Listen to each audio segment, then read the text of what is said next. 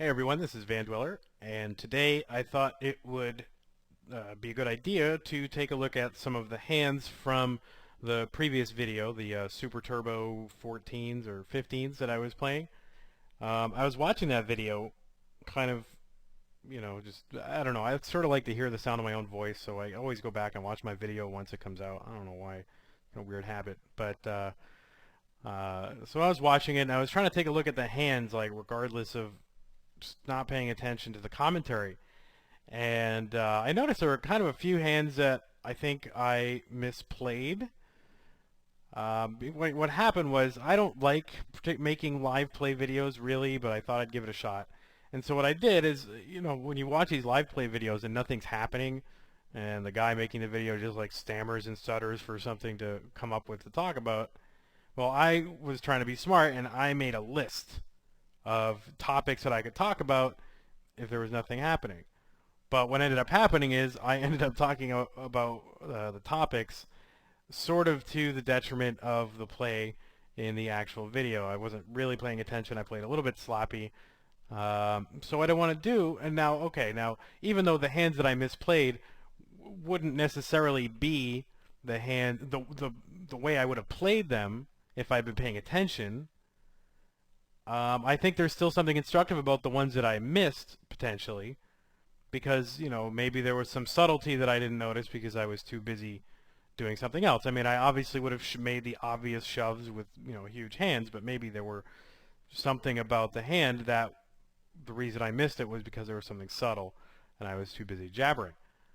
So I thought we'd take a look in Sit and Go Wizard, and just kind of find the red X's. Now I know this isn't going to show me all my mistakes. I mean, there could be some mistakes that are green check marks, but listen, by the time, I mean, there'll be enough red X's that are truly wrong or at least worth discussing to fill up an entire video. So, but first, I want to take a look at this. Look at that sweet van. I mean, that is awesome. This is my new background, and particularly classy. If you'll notice, here's the bungee cord holding the door open, which is awesome. The shag rug, like the faux leather padding on the doors, and that great interior.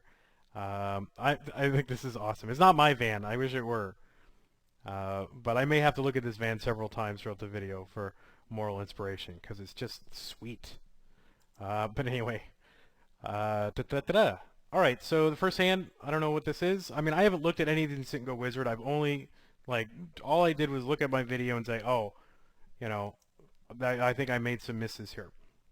All right, so what happened? So we see a relatively full table, second level, and there's a push here for like 2 blinds and 10 chips, and I've got ace-2 suited on the button. This is absolutely 100% right.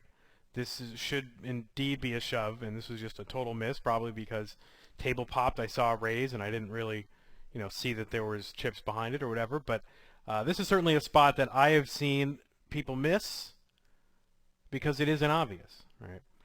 But if we think about what's happening in this hand, right? This guy has whatever, he's taking a hit to his stack. He's got 2.5 blinds. He could be shoving with a very wide range of hands here. I wouldn't say any 2 cards, but certainly anything reasonable. And certainly just from a showdown percentage, forgetting, equity ceiling and bias against confrontation issues, ace-2 seems to be, it would have fairly decent equity against the kind of range that this guy would be shoving. Now, I don't know if it's 43%, but if I had 2.5 chips, I mean, if we just look at that scenario, if I had 2.5 blinds, what would I be shoving there? I mean, I would shove pretty much any robust hand, and it might even be wider than this. Pretty much I would figure, all right, maybe I have a tinge of fold equity. I've got no, tournament equity left. And so if I've got if I've got low risk because I don't have anything, and I have even the modicum of fold equity and some sort of goofy showdown potential given, how large the blinds are relative to my stack, that seems like I could shove a fairly wide range in pretty much any sort of robust looking hand. So I might even go wider than this. I would probably shove, most kings. Maybe I would chop off these couple kings and add in some of these more robust like connector type hands. So I don't know, 47%, something like that. So I mean, it's fair to say that this guy, a typical thinking opponent is going to be on a fairly wide range, something, somewhere between 40 and 50%. I would hope. So, I mean, given that this guy is on a wide range, why is it that we can play ace deuce suited even, when we've got two other players to go? Well, I mean, imagine if we raised here, right? This guy makes his push, and we go ahead and re-raise and isolate him. Well, for one thing, our range looks pretty strong. Like, even though someone might sort of suss out what's happening, we might be just isolating, a raise and a reshove looks like a pretty strong range. So we should figure to have a fairly decent amount of fold equity over the two players in the blinds. Now, if the default ranges it gives here are probably a little too tight for players at $15 Super Turbo. I don't think someone's really folding tens here or ace queen, but some might. I mean, I probably would fold ace queen offsuit to something like that potentially, unless I could sort of figure out what was happening. But even if we give him like a range like 5%, which is going to include tens, I mean maybe he wouldn't fold nines. We can even go wider, right? What about this guy? 7%. I mean he's got the guy in the big blind doesn't have anyone to act after him, so he should be theoretically a little bit looser since he closes the action. So even if we give him like 10%, right? Still recommending a push. So the reason that this is a good move is because we should be able to represent a pretty strong range, even though our range is actually fairly wide. And I'll talk about what hands I think I would do this with, although it gives a recommendation, but I want to sort of talk about that. So we can represent a pretty wide range, get them to put at least one of us, or at least me, on some premium hand, so that they would only call with some sort of premium. So basically what we're doing, if we can get those two players to fold, right, which should happen a lot of the time, then all that we're really doing is putting our 90 against his 90, right? He's got 90 there. We make these guys fold. We're just risking 90 against 90 with 60 in the middle, right? So we're risking 90 chips in a, 90 plus 90 plus 60 is 240 chips. So if you look at, just how often, just from a mere chip perspective, and it shouldn't be too far off this early, from a mere chip perspective, if we can get those guys to fold, let's see, 90 chips out of 240, then we only have, 90 chips divided by 240, we only have to win, from a chip perspective, 37.5% of the time. And I think it's pretty clear that we would have that kind of equity against this kind of range. So it's just an issue of, if we can make those guys fold out, then we have an incredible pot odds situation, and we should be able to make them fold out a fair amount of the time. So what I'm going to do is I don't know if I'm just going to search the hand history database on the video. I think I'll just pause and then try to find an interesting hand. But anyway, so this is a spot that I think I see missed a lot. And I don't usually miss these spots. These are like one of my favorite things in the world because it's so tricky. Now, of course, what happens is you show it down and then the jig is up. But normally these situations don't present themselves like more than once a tournament, so no one's going to really figure you out. Oh, and as far as the range I would do it with, now it's easy to say, well, just look at the range that it says, right? But I think this is, pretty much about the range that I would try to do this with. I don't know that I would necessarily do it with King 7 suited, although that's not so bad. I mean, King 8 suited, like would it occur to me to do it with King 8 suited? I think it would. King 7 maybe seems a little far. I'm not sure psychologically why there's a difference. But King 9 offsuit seems like, because certainly any pair, any ace, any robust hand. I might even do this with Jack 10 suited, frankly. Maybe if I take the edge away. Yeah, see, if you take the edge feature away, then Jack 10 suited becomes it. So pretty much any kind of robust hand. That's what occurs to me, and it seems to jibe with what I do. I don't know that I'd necessarily do it with these lower suited kings, but I mean, then again, if Sit and Go Wizard says to do it, then do it. What if he were? I mean, if he were a little bit wider, if he were like 50%, then even the worse kings and so forth. But it wouldn't occur to me to do it. And if you wanted to pass up on those kind of minimum, those small, like kind of middling suited kings and middling kings like that, I don't think I'd have a problem. I'd be much more inclined to do it with, like Queen 10 or Queen 8 suited than I would with like King 8 offsuit. You know, I just wanted like sort of some modicum of connectedness. So anyway, let's move on to another hand. So this is one that I got a lot of commentary on because it was like one of the first hands I played, and it was just such an overwhelming miss that I don't know what I was thinking. You know, if you actually go back to that previous video, what I was doing is I was talking about folding, you know, like just in general, not this hand, but just, you know, I was saying the word fold several times. And so I think that any non-obvious, like, you know, I was just in like this mode where my mind was like fold, you know. There's this cool series on TV called Mind Control with Darren Brown, and like you can see like he can control what people do by saying things that are sort of tangentially related to the situation, but it's like some sort of subliminal or sub-audible or oral, I don't know what the word is, suggestion. And I think I was just saying the word fold so often that I might have even folded like a really obvious premium pair just from the way the hands went. So I'm not making excuses, but I mean, to me, this is a pretty easy shove against most opponents, unless somebody's a real lunatic. You know, if there was some real lunatic in the blinds, then I would tighten up considerably.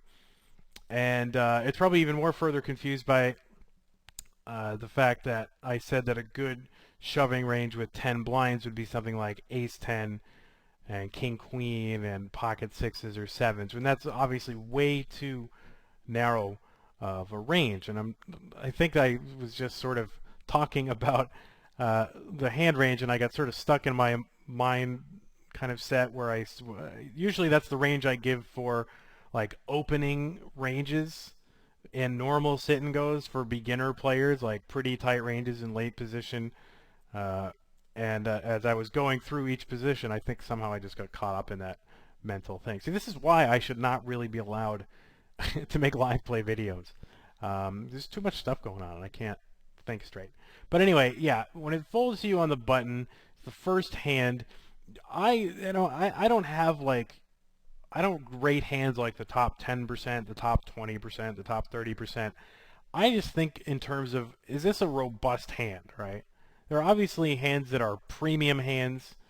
There are hands that are sort of below that, I think, are robust hands, and below that I think are, you know, kind of semi-trash and then trash, right? And a robust hand means what? It's got some sort of high card with it. It preferably suited in some kind of connectedness, you know. Cards that can come in handy against like low pairs if you get called by them, you know, things like Jack 6 suited is good because, you know, there are 5 pairs that you're flipping with, right? 5s, 4s, 4 pairs, 5s, 4s, 3s, and 2s, right? So I kind of think of that as like a robust hand. I don't know that I'd necessarily shove Jack 6 suited, but I would shove a lot of like, you know, pretty much any suited Broadway, any like mid suited kind of king, any ace for sure against typical opponents, unless I have kind of loose goose people in the blinds. Then I would tighten up, you know, maybe I'd knock off the lowest aces. I'd pretty much shove any pair. I mean, I can see lopping off deuces and threes if you want, because they're just, you know, pretty bad when called. But for sure, I mean, this is a pretty obvious shove, and I just missed it for whatever reason. Don't know.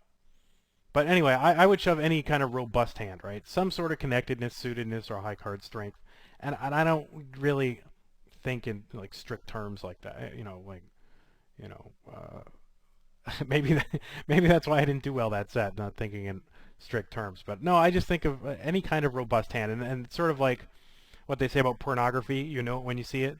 So like I know what a robust hand is for a situation when I see it. And certainly Queen Jack qualifies. Any 2 Broadway cards for sure. And you know, any kind of middling connectors, 9-8 suited, 10-8 suited, you know, suited connectors. Some of these hands, what else is it recommending? Oh, that's cool how that didn't used to be like that. It used to just be a list. You know, probably these, you know, these 9-6 suited, I wouldn't necessarily do it unless it were really tight players. I mean, obviously, you know, part of it's fold equity, part of it's risk, part of it's reward, but part of it is range dependent. So a lot of it depends. If I have two guys that sort of know that don't really know much, and they're calling me pretty wide, then I'm going to tighten up considerably, and I'm going to get rid of, you know, a lot of my robust kind of disconnected hands, and talk more about, and think more about shoving my more robust hands, and then of course my premium hands. So, but this is an obvious miss. So I didn't want anyone to get the impression I think it's okay to fold Queen Jack of Hearts, because it's not. For that many blinds, and probably probably 12 to 13 blinds too, or maybe even more. But again, it's sort of range dependent on your opponent. So here is a hand 6-3 of clubs that it says was bad. First of all, oh, that's interesting. Why it's giving me a default negative edge? See, I just got the new Single Wizard update. So does it allow me to have a negative default edge, which I think is a really good idea, because I'm pretty willing to take a negative edge in a lot of situations, but even more than this. So it's saying this is a mistake. Do I think this is a mistake? Well, let's take a look at our 4 factors, of course: risk, reward, fold equity, hand strength. Let's take a look at risk. Well, risk is obviously we're pretty much way behind everybody else in the tournament, right? Well, except for this guy, but there's a guy way out in front. This guy's pretty well stacked, and then this guy and this guy have a pretty good lead on us. So in terms of our equity, right? Forget that we know that it's 8%, right? Although that sort of confirms it. We don't have a lot of equity in this tournament, right? So we're pretty desperate to pick some up, and the blinds represent, almost. What is it? A little over. It's going to be over 40% increase in our stack, which is substantial. So from the risk-reward perspective, it's low risk because we don't have anything. Even though it's our tournament life, it isn't worth much. And from the reward perspective, it's a very large increase, right? So fold equity. Well, sorry to say, it's probably not a whole lot. If we think about like the pot odds we're offering this guy, we are offering him. Well, let's see. Right, 180 plus 75 is 255, and he has to call 130. So we're offering him a little tad under 2 to 1. So a guy with his stack may very well be tempted to make one of those, any two with 2 to 1 calls, right? So we may have to give this guy a wider range than we might think. Although in practice, I think there are guys that don't. There are many players that don't make the 2 to 1 calls here because they like their position as the sort of second in command. So his 39 might be a little bit too tight. And while I possibly would call 100% or something like 85 to 90%, I would do that. In which case it was a big mistake. I don't think the average player is inclined to do that.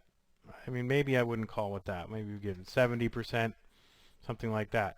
I still think there's enough players who call with something like 40%, 50%, and you should be watching this number here. 40%, 50%, maybe 60%, and won't go any higher than that to these real trashy hands. I think there's enough players that sort of play like that will make a fairly loose call, pot odds call, but won't get into those really junky hands. That you have some modicum of fold equity, right? Not a lot, but a little bit, right? And where our risk-reward situation is so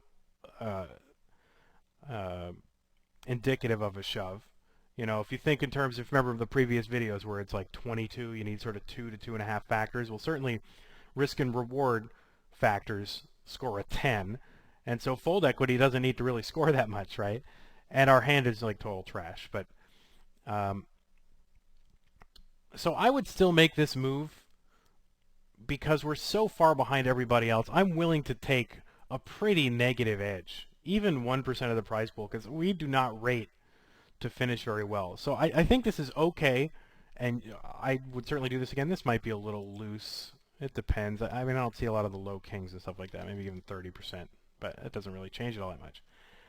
If you made this move, I think it would be okay. If you passed on it, you could pass on it for several reasons. One, well, maybe just one reason, that you might pick up a hand in the next 1, 2, 3 hands. You know, something better that you'll have more fold equity with. And also, you might have more fold equity against a guy for whom your amount of your stack means more of a hit to his stack, right? So you might have less fold equity over this guy because he's more willing to make one of these loose, like 2-to-1 pot odds calls.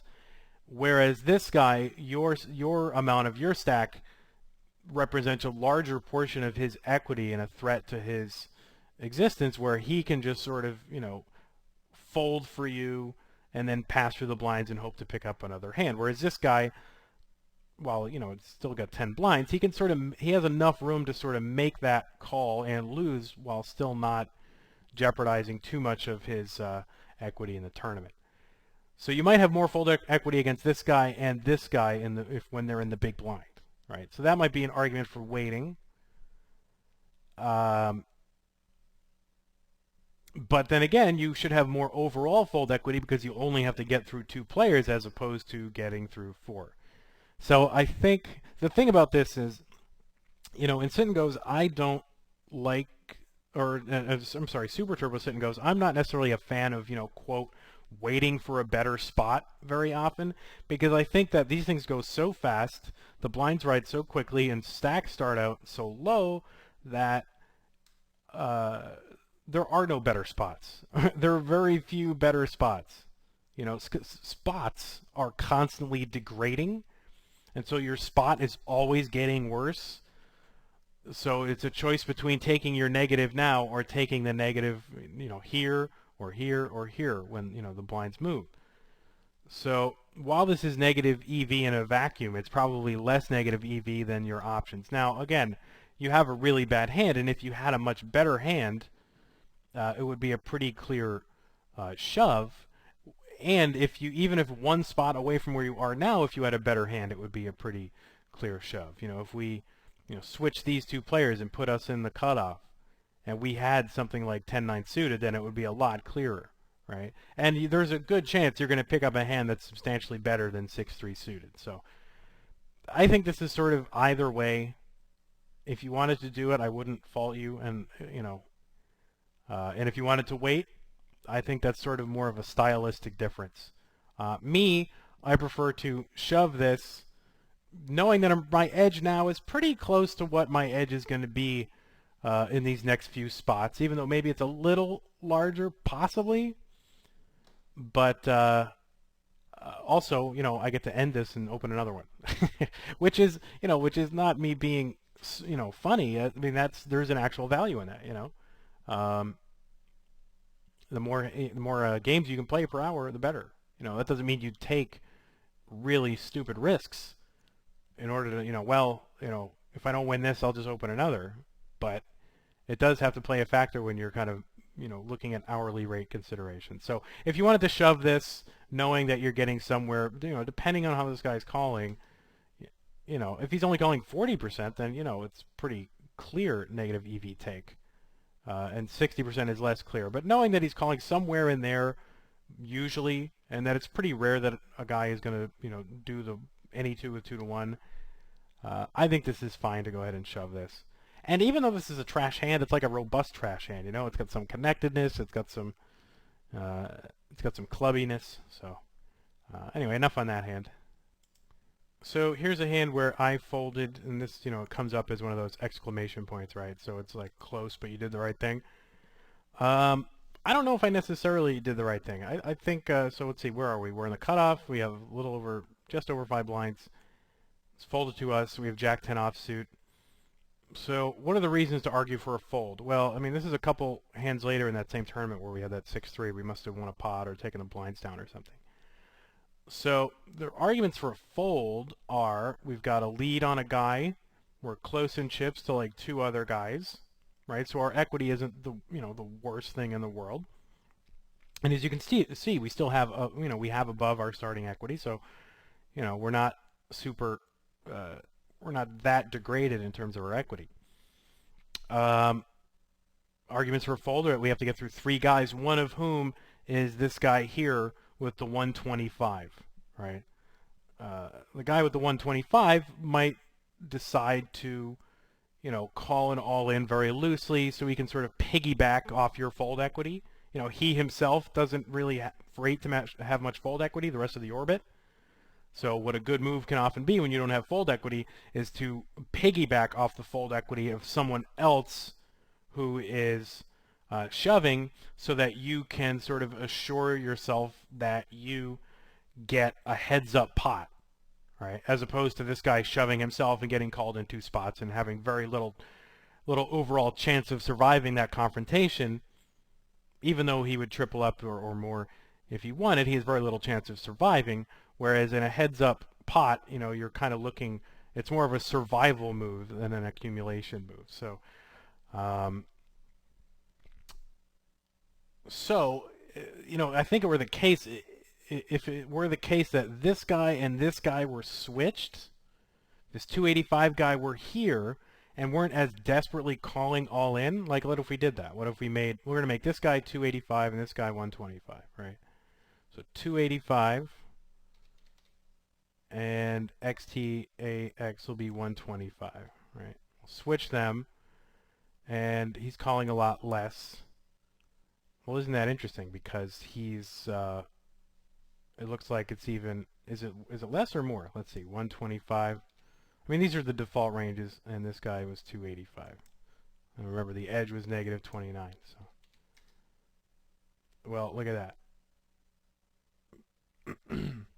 So why is that? Well, I mean, that's really interesting. Well, I guess the reason is that if this guy does call you, even though he's calling you more, right, that you're going to lose your entire, you don't lose your entire equity, you're still in it. I mean, as diminished as you are, you'll still have some equity left, whereas this guy calls you, if this guy has a 285 stack and calls you, you lose your entire equity. So is this 31? I mean, I think in my position, I would call a lot more, maybe 50% of the time. So, negative 0.31, whereas if this were 285 and this guy were 125, and this guy would call you, say, let's think of a range he would call us with. If, he had 285 chips, maybe something like this. I don't know that I would call much looser than that. Maybe, I mean, I can see some guys doing it with these, king jack suited and king queen, but I mean, well, maybe at 13 just to compensate for that. So it becomes much less of a negative shove. So I think that, and plus, again, spots are constantly degrading. So if this guy, if these two were switched, I probably would shove it.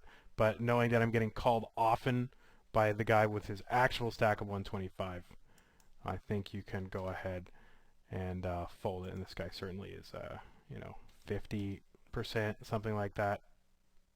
Maybe, is it less? I mean, what would I do? I mean, if I were in his spot, I would try to piggyback off of fold equity with a lot of robust-looking hands, right? Maybe 50%, 55. I'm not trying to jerry-rig this so I'm right, but, just to see that I think there's a little bit of value. It does change when the stacks are switched and you have different fold equities and you lose so much equity or so little equity when, the stacks change. So. But anyway, I mean, it's an interesting one. If we put it back to if we reset it, how it was. I mean, that's how I had it originally. Which I don't think this is realistic. I think someone's got to call a lot more than that. Something like that. It's minor. I mean, again, if you made the shove, I wouldn't think it would be so bad. Plus, 28%. I mean, it's like, I don't know that a guy's necessarily calling with those bottom aces, Maybe, or king 6 suited. It's possible, but I think of more like 22%, something like that. So, again, in a situation where spots are constantly degrading, you have to go through the blinds in a little bit. I am willing to take negative EV edges, because in the long run, it's less negative EV than the future spots you're going to be offered later. So here's another one of those examples where, it's like the first hand, where a guy has a micro stack because he took a big hit to his stack somehow, and he goes all in with his slightly more than one big blind. compared to the previous spot, our fold equities might be a little bit worse because we have to get through 3 players as opposed to when we were on the button before and had to get through 2. But I think this is a pretty good spot to shove because, this guy goes in, you can represent a fairly strong range. And the additional 50 chips puts a lot more money in the pot for your all in. So if we can get these guys to fold, and I think this is probably pretty unreasonable range, maybe 6%, maybe even he might even call wider, 8. This guy might call. I mean, that seems pretty reasonable, but all right, let's just assume he's even looser, right? Still good. Say this guy's even looser, right? Say he's 15. Still a good shove. So this is certainly a miss for sure. So, I mean, here's 2 examples, right? Where I do see a lot of players miss these kind of things. If a guy goes in like that, you can represent a fairly strong range, and you should be able to sort of multiply your fold equity by some factor, right? And then all you're doing is you're putting your 55 up against his 55 with another 75 in the pot. So, we got 55 and 55 is 110 plus 75 is 185, right? So we have 55 in an overall pot of 185. And so you only have to win 29.7% of the time when they fold. And if they're folding often enough, then maybe overall they're folding 75 to 80% of the time you do this. Then 75 to 80% of the time you get to have this showdown where you only have to win 29.7% of the time. And the other 25% of the time or so you get called. I mean, you have a fairly robust hand with an ace and a 5 and you're suited, and it's not so bad. So be on the lookout. And again, I would do this with a lot of robust hands, that sort of robust category, robust and better. Premium hands like pairs, high aces and things like that. But certainly, middling connectors and a lot of, suited connectors and so forth. I think it's totally reasonable to do that. So that was certainly a miss on my part, just like the first one. So here's another hand where it's telling me this is a mistake, but I think this is the right thing to do. If we look in terms of our risk reward, hand strength and fold equity, I mean, this could be the best opportunity that we have, right? A risk and reward, right? The risk. What is the risk? Well, we have the lowest equity in the tournament. I mean, we should be able to know that. And certainly when you look at the number that it tells us, obviously our equity is diminished, right? So we don't have a lot of equity in the tournament, so we're not risking much when we risk it. When you're not risking much, you're more justified in risking it, right? And then the reward is, almost a 50% increase in our stack. So just from a risk-reward perspective, that's awesome if we have any kind of fold equity over these people. And I think these ranges might be pretty decent. If I were in the big blind, would I be calling like that? I might myself call a little wider, maybe 60%, right? This guy might even be calling tighter than this. Not necessarily calling king 4 suited and stuff like that. So I don't know, give him 25%, something looks like that, right? Give this guy's probably pretty well. I mean, again, some players will call with these crappy aces in this kind of situation. Some guys don't. I know. I don't know. If I were here, I wouldn't call with ace 2 suited. Maybe I'd look more like 14%. What does that look like? Even that's a little too loose. I wouldn't even call with the king queen. I wouldn't call with these bottom hands. So maybe it's more like 11 is like reasonable. So either way, I mean, depending on how much we fiddle with it, it'll move a few percent this way or that. So the question is, should we be taking a negative edge in this spot? And I think, yeah, we should. Again, 3 blinds. We only have to get through 3 players, and spots are constantly degrading. That's something you always have to, reiterate to yourself. Even though it looks bad, just on the face of it, it's better than pretty much anything else that's going to happen. We get 2 other hands to wait through. Maybe we get a better hand, but, maybe we don't. And then we have to take on these blinds, which is totally just going to kill us. So this is like our best choice, even though it's negative. So Single Wizard, I disagree. I don't know. It's hard to say what kind of edge we would need. And certainly 10-7 offsuit is not even, I mean, I would shove any kind of robust hand down, suited connectors, uh, queen, whatever, middling queens, a lot of hands, assuming I had some sort of fold equity. I would just assume that I had some, and then the risk reward to take care of the rest, and then, the robustness of my hand would be a big deal. I would just fold out any kind of semi-trash and trash, I think. So maybe I'm shoving like 60% of the time here, something like that. So here's a hand here that Single Wizard says is a mistake, and I don't think I agree with that. Let's see, let's look at the situation. It's five-handed. We have one stack that's pretty diminished, so we might get called fairly often there, maybe like even 55% of the time. And, we have fairly decent, we're in good shape equity-wise, right? We have just about our fair share of equity. We have, our fair share out of 5 players is 20%, and we're just under that. So it certainly is a lot of equity at risk, right? But I think fold equity would trump this, and I think this 25% that this guy would be calling is way too loose. Now, that's not to say that this guy isn't way too loose, but Sit and Go Wizard doesn't know that, We would have to determine that. So if I were Skipper G, what would I call with there? I mean, pretty restricted range. This guy, so we got a guy shoving 6 blinds on the button. We know that could be a lot of hands, but it's not going to be enough hands for me to want to call with these crappy aces, or even a couple of these bottom pairs I would fold out. So I'm thinking, what would look good?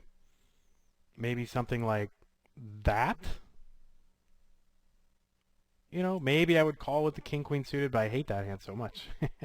So maybe 9, let's give him the benefit of the doubt and say 11. Just throw in a couple more hands or whatever. And it's already, a lot closer. So is this the kind of spot where we should be taking a negative edge? Probably not. But I always think people, a lot of it depends, I guess, on this guy, right? What is he fold? Just exactly what is he folding? Is he calling 75% of the time? Then it becomes pretty bad. Is he calling 35% of the time?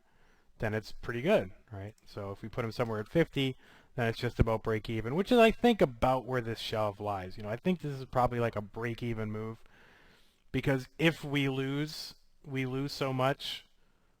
The reward is okay, but the risk is pretty. It's going to be a lot to lose, right? And all of a sudden, basically, we're conceding these 3 guys a spot in the money, because then this guy will be, so short with 4 people left that he's going to barely have a chance. So, for all intents and purposes, this is a bubble, So a lot's going to depend on our fold equity over this guy. Against a kind of loosey goose, then I don't think we'd want to shove it. If we thought he was a reasonable player who was multi-tabling and on the tight side, then I think, if he's calling with this kind of range, and, there are guys, he's not necessarily calling with ace-8 suited. I mean, it could very well be that our 9 is a good range there. So that 9% is a good range. So, again, it's probably about a break-even move, which I'm okay to make break-even moves. Because somehow I think there are advantages to gaining chips besides just the ICM of it. You will be able to last a little bit longer. You're taking chips off the table, away from other people, and sort of diminishing their standing in the tournament, like just their strategic options. And you're increasing your strategic options. You're by gaining more chips, you're allowing yourself to take the blinds a couple more times, to take on the blinds, when they come around, one more time, and there's value in that. So I'm okay with, making these sort of negative moves or break-even moves, because I think they do pay a dividend over and above their immediate EV. But, I mean, if you wanted to fold this, I wouldn't fault you. But if you wanted to shove it, I wouldn't fault you either. I mean, just don't limp in. So here's one that might have been a little overzealous. This was actually the very next hand. And depending on the ranges, it could get close to okay. But I think this one is a little bit overzealous. For one thing, the blinds have gone up. Now, for one respect, that's a better reward, right? More money in the pot. But what does that change? Well, that changes the range of hands this guy's willing to call with, right? Because now he has under 2 blinds, where before let's see, the previous hand. Oh wait, the blinds didn't go up. All right, so the blinds are the same. But still, I think that, we're one position worse, and we do have a significantly stronger hand, but we do have a lot less fold equity because we have to get through uh, 3 total players. This guy, that's kind of a wild card. It may not even matter how much he calls, but, what if he never called? What if he just called with aces? Would it change much? Yeah, it would still be not all that great. But, I mean, just as accuracy's sake, I would say if I were in this guy's position and someone shoved here, I would call with, given that I have about 1.5 blinds, I would call about 60% of the time with hands that look like that. Maybe I'd get rid of, Jack Deuce or something like that, Queen Deuce, but maybe not. I mean, and I might even call with 9-7, 8-7, 8-6 suited, so maybe even 65. I would call a lot. So I guess when I make the shove, I'm counting on, this being read as a position as a real strong raise, and restricting their ranges considerably. So 10% might even be a little loose. I mean, maybe they might fold these hands here, the ace-9 and ace-8 suited. But, we'll give it 10%. I mean, what we don't want to do is make ourselves right every time. That you can't do. You have to be willing to be wrong. But I think 10%, like if I were in this guy's shoes and I saw this guy shoving from the cutoff, I mean, this is pretty reasonable. And I might even fold out a hand like ace-10 or ace-8 suited, ace-9 suited, pocket 5s, pocket 6s. I'd probably call with the 7s, but so even if we gave him a tighter range, And this guy, what would this guy call with? Probably a little bit looser. He closes the action, and he's significantly shorter, which means he has less at risk in the tournament because he doesn't have as much and might consider himself, not really in it as much as the guys with the larger stacks. But he's also a medium stack, and he has a lead on a guy, so we should figure to have some bit of fold equity on him. So I don't know, if I were in that guy's position, and I, were a little bit looser kind of guy, I don't know. I could see someone maybe calling 15% of the time. Maybe they'd throw in the king queen, the king 10 suited, and stuff like that. I could see that. I wouldn't necessarily do it. I'd be a little tighter, but I mean, I could see that. So here it gets to be pretty darn close. And in this situation where we have a lead on 1, 2, 3 players, we're probably not looking to have a negative edge on someone, a negative edge for a move. Let's give that total 0, right? I mean, if it were suited, it would be better, right? So this is probably a little bit overzealous, and I was making some pretty tight assumptions for our opponents, and then in actual fact, you can find guys that are a lot looser, in these kind of spots. So probably a little bit overzealous on my part, but I don't think it's super wrong. If it's really close, I think it's okay. I mean, it's okay. It's not the best, but I mean, people aren't losing at these because they're shoving king queen from the cutoff through these players. That's not why people lose, right?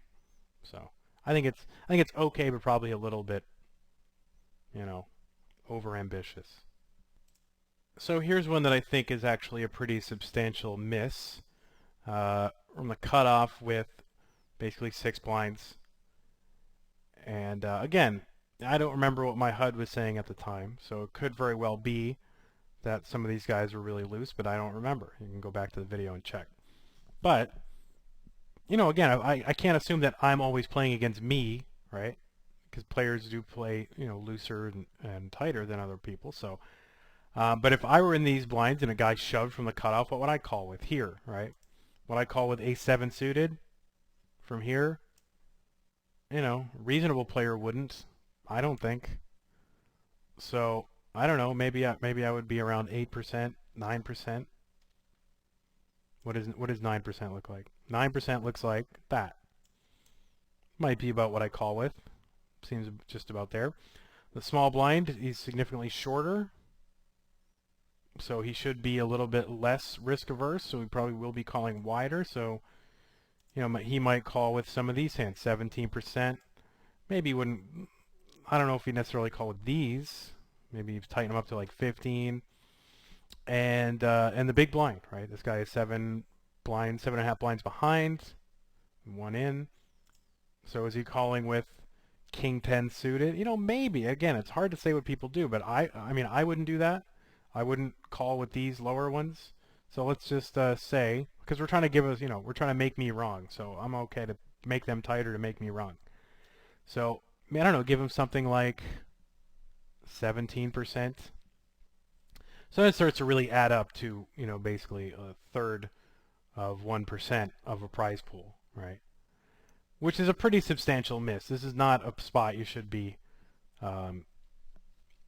passing on, for sure, given that these, players are reasonable. If they're really loose or crazy, then, you wouldn't necessarily take the spot, but, make a shove here.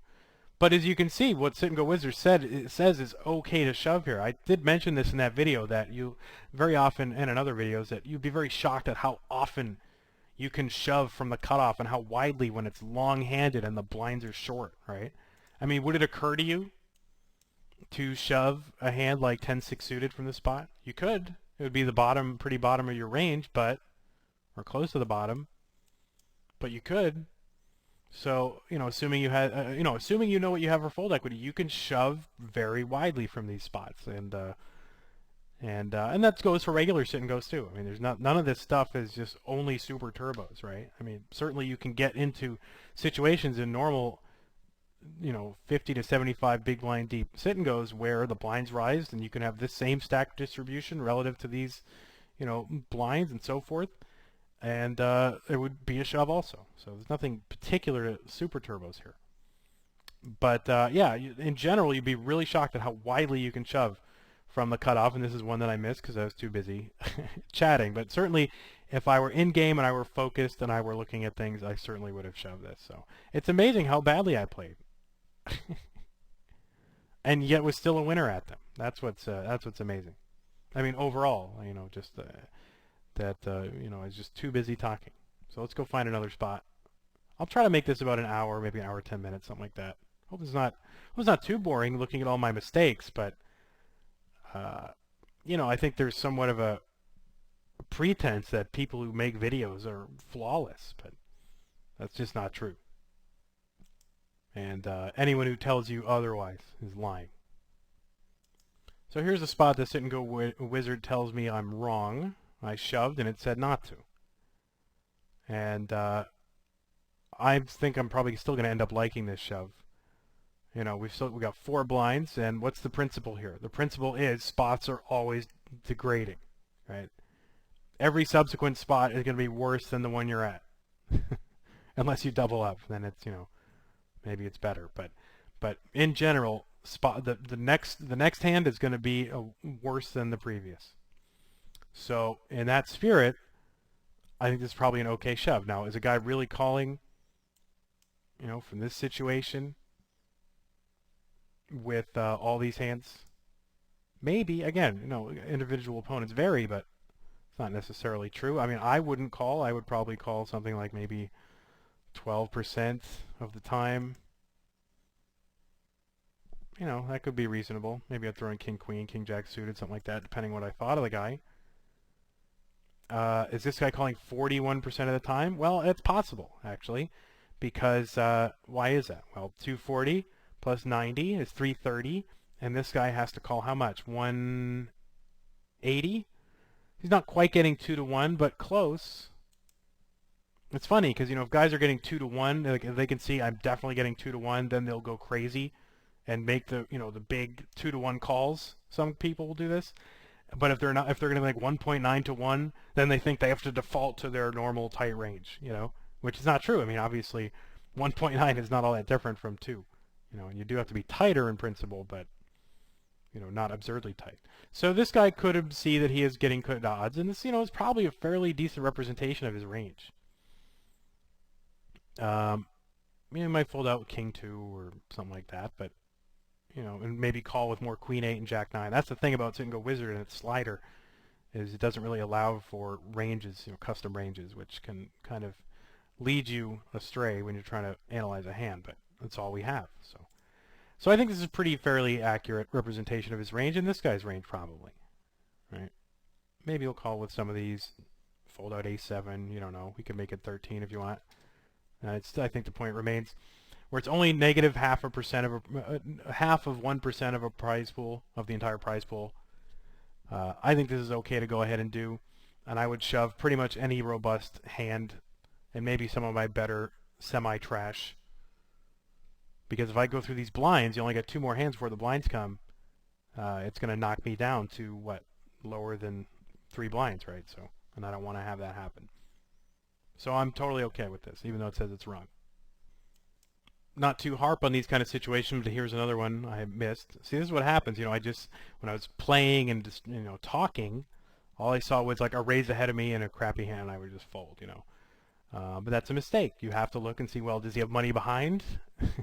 And what can I get by isolating here? So again, this is a situation where the guy's got about 2 blinds.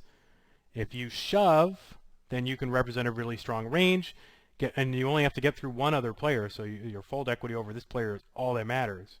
So if you can make him think that you have a tight range because you're re-raising, and he's only going to call you with something like that, which is probably even too loose for some players, for a lot of players might call you with this, but I mean, I've seen guys that call with 7-6 suited here, but which could be right against certain ranges. I mean, who knows? But depending on his stack, maybe not for him, but even that's 10% might be a good range. So here, you're making this guy fold, and when he folds, which is 90% of the time, you are putting another 125 in a pot of 165 plus 120, which is 285. So what did I say you had? 40. You're putting another 125 in a pot of 285. So you can already see that you're getting, way better than 2 to 1. So 125 divided by 285. Wait, that's not right. 165 plus 120 is 285. Oh, we also have to count the amount you put in, right? So if you put your 165 and this guy's 165 and 80, 165 and 165 is 330 plus 80 is 410, and you have to risk 125 when this guy folds, right? 125 divided by 410 or whatever it was. You only have to win 30% of the time, which is almost, almost any 2 cards against a range like this, which is probably pretty reasonable. He should be shoving maybe even wider than that. 80, something like that. So this is another spot where they don't come up too much in regular sit and goes. So it's kind of a thing that, and it's a phenomenon that occurs when a guy has like between 1.5 and 2.5 big blinds. So you have to be on the lookout for that, and not just instant muck because somebody raises or go, he's all in. Oh my God, he's all in.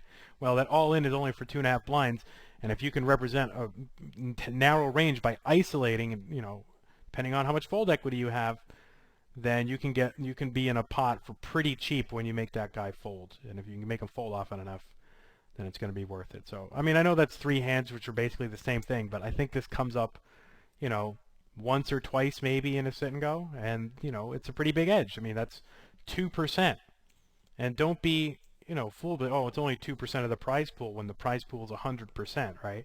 This is the thing you have to think about, these edges or these difference between your equity if you push and your equity if you fold, right? That difference is a 2.03, we'll just say 2% increase, right? Well, what is your starting equity in the tournament? Your starting equity is 11.11%, right? So if you 11.11%, all right, that's not the way to look at it. The way to look at it is, you've invested basically 11.11 in the tournament, and this move, if you're right, will make your equity 13.14, right? So the difference between that is obviously 2.03. So I mean, this is almost, this is about 1/6 of your, just a little under 1/6 of an increase in your beginning equity, right? Which 1/6 is like 18%, right? So, this move is worth 18% in ROI. And if you're routinely giving up 18% ROI moves, right, then how can you be a winner at sit and go? So these aren't things you can pass up. I mean, I guess you can be a mild winner and pass these things up, but by making it up in the end game. But I mean, this is pretty big edge to give up. So you really want to be on the lookout for these kind of moves. So here's a hand that I missed, which would seem to be like an any2 push. And there are two, I mean, in general, if it's folded around to you, it sort of is kind of basic guideline. If it's folded to you in the small blind and there's still many players left in the tournament, then you should be shoving 6 blinds with any2. Sort of as a generality. But you do have to sort of take your opponents into account. And there's kind of two kind of opponents that I would not do this against. One, and they both do the same thing. One is the maniac who just calls with a lot of hands and doesn't know why. And the other is the really savvy player who knows what you're up to and calls with a lot of hands and knows why. Right? The person that sort of advice is geared toward is sort of unknowns, players who aren't the best and aren't the worst, players who are somewhat risk averse. I mean, as a general principle, if you fold around to you in the small blind, long-handed, and it's 6 blinds, and you shove, you're not going to go that wrong. So I don't remember the stats on this guy at all. I mean, but let's assume like he's a savvy player. Let's say that he was good, right? Let's say he was a really good sit and go player. Then he, if we're shoving a hand as bad as 7-4 offsuit, right? Let's for example, let's say that this was the worst hand that we were shoving, right?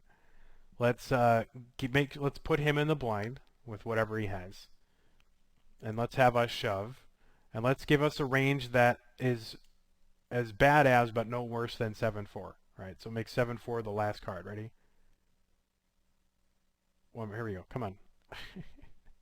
There it is. All right, 86.9%, right? Say that he knew we were like shoving that, or say, we're supposed to shove any2, right? So let's just give ourselves 100, right? So now we're the guy in the big blind. What should he call with? Well, he should call with 60.2% of the time, right? I mean, is that shocking that that's what he should call with in this situation? I mean, how many times do you shove and then a guy calls you with a hand like Jack-5 offsuit? And you say, oh, what a donkey. That guy was terrible. Well, no, maybe he knew what you were up to, right? So against savvy players, you can't do the any2. You can do it against the nitty kind of multi-tabling guys who, are just trying to, I mean, there are basically two types of like regulars, right? There's like the nitty ones who are just trying to get through their games and, just get in a bunch of volume, and they play tight against the raise and they shove widely, right? But they'll never really make any kind of hero call or anything like that, and they're really not paying too much attention to you, or whether or not you're a regular or whatever. And then there's the other guy who is paying attention, knows who's doing what, sees that I'm a regular or whatever, and knows that I'm shoving really wide, and he's going to be calling wide. So, all right, let's say that I know, as vandweller, right, that I should be shoving, that, that I think he thinks I'm shoving 100% of hands, right? So that means that I know, like, that he should be calling with 60.2, and since he's a very good player, let's assume that that's what he's going to do. So let me give you the 7-4 offsuit, and let's say that he's calling with his 2 or 4, whatever, 60.4 range, right? Well, obviously, I can't be shoving any2 if this guy is calling that wide. So it's really important to know who your opponent is in the big blind, and if he's a regular, what kind of regular is he? The savvy one and the one who's not so risk averse, or is he just the kind of nitty guy who's multi-tabling and trying to grind rake back and, not calling wide but pushing wide, So, obviously, I mean, you'd have to tighten up considerably from any2, right? So, I mean, that being said, I think the fold, if you saw someone fold this, you would say, oh, what an idiot, So I think this fold could be defensible if I knew that he was either calling, for any reason that he's calling wide. Either he's really bad or he's really good. And then there's, that kind of swath of 60% of those players who are calling narrowly because they just don't think about calling wide. So anyway, I mean, just because it's folded to you doesn't mean you have to shove this. Now you could say, well, shouldn't I take a negative edge? Isn't it okay to take a negative edge even if I knew he were calling that widely? Well, not now, you know. I mean, you still have 1, 2, 3. You still have 6 hands to go until the blinds come around again, and even then you'll have around 3 blinds. So, it's not that bad. So anyway, no, this certainly you can shove it if you know why, and you can fold it if you know why, and pretty much it comes down to if you know what you're doing, and you know why you're doing what you're doing, then you're usually okay. As long as, I mean, that's my philosophy. As long as you can defend what you're doing, it's okay, because there's so many variables in this game that no one can know for sure all the factors that are impinging on a decision. And so as long as you can point to some of the factors that are relevant, and you do a cogent job of explaining yourself to, either to yourself or others, then the move is probably okay. Let's see if we can get a couple more, and then we'll wrap this up. So here's one last big miss here. This is a spot that I see people fold in a little bit too much.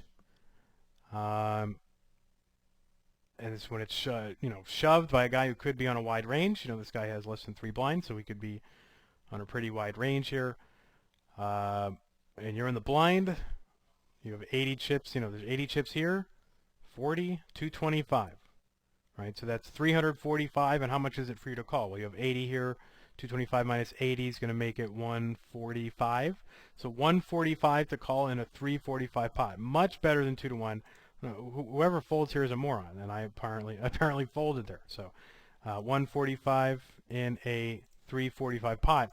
From a mere chip perspective, wait, hold on. 145 in, yeah, well, I actually have to add my 145 to the thing, don't I? So I always do that whenever I'm figuring pot odds, right? I always forget to put both in. So the pot after I call will be 450 plus 40, 490. So 145 divided by 490, right? I only have to win, from a pure chip perspective, just under 30% of the time. And there's really, at least when you're 5-handed, there's very little in the way of like risk-reward context. Very few risk-reward contexts where it's going to be right to fold in that kind of situation. So almost always, if it's not on the bubble, and and there's just not some absurd, weirdly skewed stack situation, you shouldn't be folding getting 2.5 to 1. And this is the kind of skill that you have to have in these games to beat them really well. I mean, it's no wonder I had a losing session, because all these stupid hands that I was just too busy talking to play right, because I'm just not good at talking while I play. But you can't. This kind of spot, you absolutely have to take this spot. What hands do you call with? Look what it's correct to call with, right? Obviously, if from a chip perspective, if it's you can pretty much have any 2 cards, then putting in the risk-reward context, while it's going to restrict the range of hands you can call, not by a lot, and pretty much it's saying any hand other than a totally trash, worthless hand, which sounds about right. Now, of course, again, that assumes this range. If he's like really, really tight, say he's only shoving 15%, then there's a lot of hands you can fold. But against a typical opponent, less than about 2.5 blinds, or a little over that, he should be shoving pretty wide. But it does come down to knowing your opponent. But typical opponent is going to be shoving pretty wide here. So, it may seem like a lot of these spots, they're sort of taken for granted. Oh, I can fold this here. This is an edge I can give up. Here's an edge I can give up. Here's an edge I can give up. But a lot of things are exaggerated by the shortness of the stacks mathematically, and it's hard to. Sometimes it's hard to see, like certain things you would do in a normal deeper stack sit and go. They don't seem as significant because you have such a larger edge over your opposition that it seems like you can pass up certain small edges, but you don't have a large overall edge over your opponent, so you really can't pass up on most small edges. And I think that's what a lot of these hands are kind of showing, and that it's right even to sometimes take a negative edge if that's like going to be your next, if that's going to be your best alternative within the next like 3, 4, or 5 hands. So but most of the time, as a general rule of thumb, if you never folded getting 2.5 to 1, Sometimes I'll fold 2 to 1 if it's like a significant portion of my stack and I have near neighbors and I have guys that I'm ahead of and I sort of like my situation and I can pass through the blinds and still have fold equity and so forth. But we're already up against it too. I mean, that's the other situation, right? I mean, the blinds are 40-80 and we have 310, right? So fold equity is going away rapidly, and so taking a gamble in this situation isn't the worst thing in the world, especially when we only have to win less than 30% of the time to make it chip-wise a good decision. The risk-reward context isn't going to change it all that much. So anyway, I hope you enjoyed hearing me talk through some of my really horrible play from the last video. But, again, as I say, that last video, it's always been my philosophy that live play videos are really just an excuse to extemporize, to talk, to give an impromptu lecture, because you can't really guarantee that spots are going to come up. So that's why I don't do live play videos all that much. But, I'll try to get better. I promise. But anyway, so if you have any questions about any of these hands or anything I said, or complaints or comments or questions, or if you want to see some more cool vans, then you can leave a comment in the thread. Anyway, this is vandweller. Thank you for watching.